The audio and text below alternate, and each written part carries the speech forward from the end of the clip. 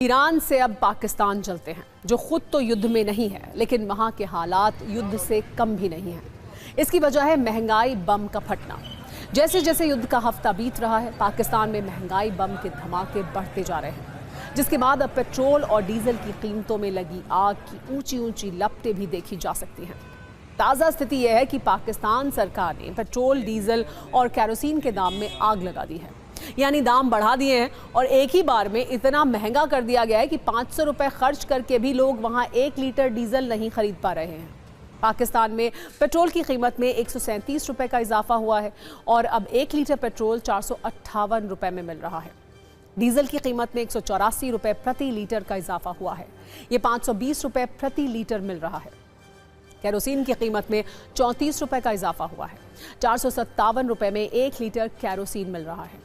तेल की कीमतें तो बढ़ ही रही हैं, समस्या ये भी है कि पेट्रोल डीजल की कमी है।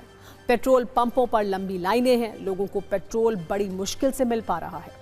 आपको बता दें कि पाकिस्तान में एक मजदूर की दिहाड़ी 1300 रुपए प्रतिदिन है और अगर वो 2.5 लीटर कैरोसिन खरीद ले तो उसकी पूरे दिन की मजदूरी ही खत्म हो जाएगी।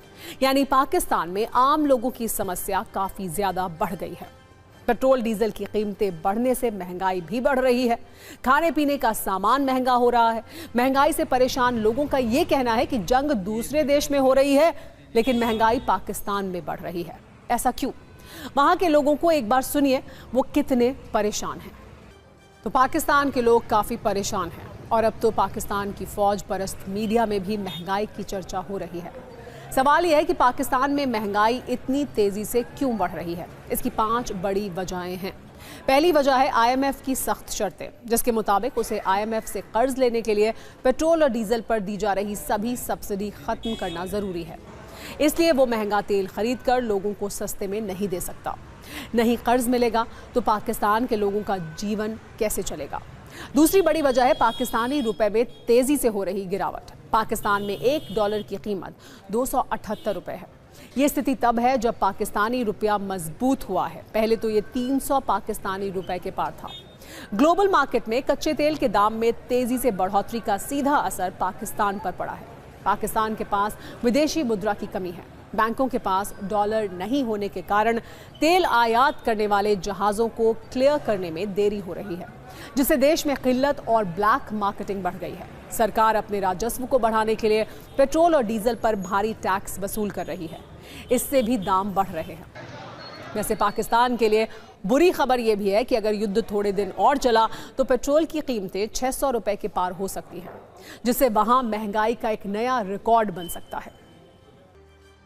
पाकिस्तान तो तेल की कमी से परेशान है ही। पाकिस्तान और चीन की शह पर भारत से रिश्ते खराब करने वाले देश मालदीव और बांग्लादेश में भी तेल के टैंकर खाली हो चुके हैं और संकट बढ़ता जा रहा है। अब इन दोनों देशों ने भारत से तेल की सप्लाई की अपील की है।